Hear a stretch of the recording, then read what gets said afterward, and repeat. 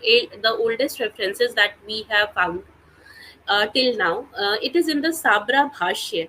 Sabra Bhashya is considered to be written by Rishi Sabra Maharishi, around second to third century Common Era. ये साबरा भाष्य उन्होंने पूर्व मीमांसा सूत्र, जिसके जो कि मीमांसा दर्शन का सबसे इम्पोर्टेंट सूत्र माना जाता है, जो सबसे इम्पोर्टेंट सूत्र माना जाता है पूर्व मीमांसा दर्शन का, उस मीमांसा दर्शन के उस सूत्र पे उन्होंने ये भाष्य लिखा था। तो ये कहानी एक्चुअली तो या ये उन पर ही डिपेंडेंट है और ये वहीं से डेवलप करती है। और ये that the reason why we consider this to be an authentic bhashya, because Shabara Bhashya जो सबसे पुराना भाष्य या सबसे पुरानी कमेंट्री है on this on the Purva Mimamsa सूत्र, और पूर्व मीमांसा और उसको बहुत ज़्यादा ऑथेंटिक माना जाता है। तो पूर्व मीमांसा सूत्र डेट करता है अप्रॉक्सीमेटली थर्ड सेंचुरी, हाँ, अबाउट 300 BCE को, which gives us the first and most important reference of the festival. अच्छा, मुझे लग रहा है स्क्रीन अभी भी for some reason शो नहीं हो रहा है, just a second.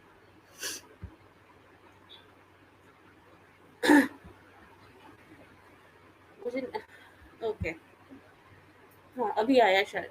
तो साबरा मीमांसा जो सूत्र है वो सबसे पहला रेफरेंस हमें मिलता है इन द जहाँ पे इस समय इस भाष्य में इन्होंने बताया है, या साबरा मीमांसा सूत्र में भी, और सॉरी साबरा मीमांसा पूर्व मीमांसा सूत्र में भी और साबरा भाष्य में भी उन्होंने इस फेस्टिवल को होलिका लिखा है, नॉट होलिका और Holi as we know today.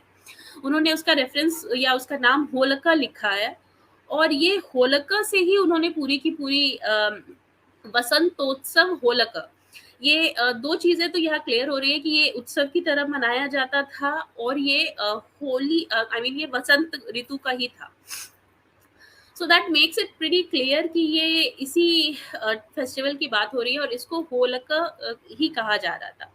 Now, P.V. Kane, who has been one of the important historians and who has written who has written about all the ancient festivals of India, उन्होंने कहा था कि after reading this, he states that at that point of time, मतलब जब ये साबरा भाष्य लिखा जा रहा था या जब पूर्व मीमांसा सूत्र लिखा गया था, उस समय होलिका जो फेस्टिवल था वो मोस्टली सिर्फ ईस्टर्न इंडिया में ही सेलिब्रेट किया जाता था।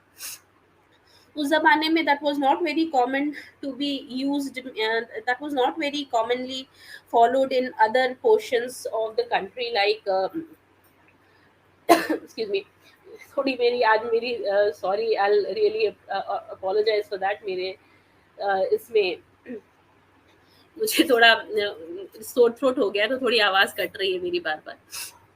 तो ये पीवी काने के हिसाब से उस टाइम तक सिर्फ ईस्टर्न पार्ट में ही होलिका सेलिब्रेट किया जाता था, लेकिन Jaimini, who is the writer of the who is considered to be the author of the Purva Mimamsa Sutra, as well as Holika, both of them states that the Holika should have been celebrated in all the festivals, not just in Eastern India, but all the Aryas should observe this festival without fail. तो आगे उन्होंने बहुत ज़्यादा ही थोड़ा एक detail में भी उन्होंने बताया है अबाउट दिस। ये I have just taken the small snippet from the book of PV काने, और उन्होंने ही जो पूरे वर्ड्स को थोड़ा एक्सप्लेन किया है।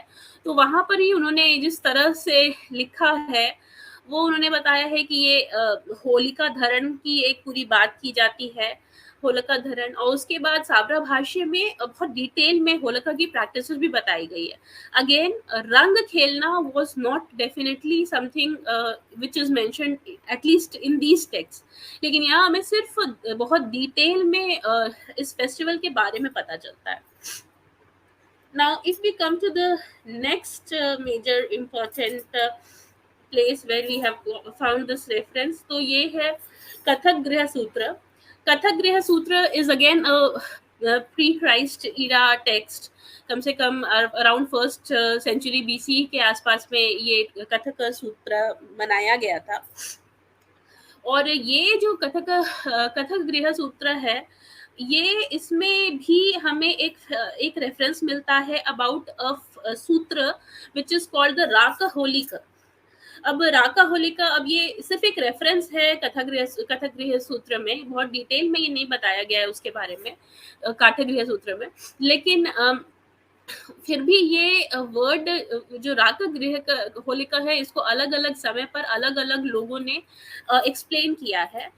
लेकिन उसके जो सबसे इम्पोर्टेंट एक्सप्लेनेशन या सबसे इम्पोर्टेंट कमेंट्री मानी जाती है, वो देवपाल की कमेंट्री है। Devapala lived around 12th to 13th century common era. उन्होंने सबसे इम्पोर्टेंट कमेंट्री की है ऑन काठक गृह सूत्र। और उन्होंने यहाँ पे लिखा है कि होला is a special religious right which is carried out for the women for their सौभाग्य।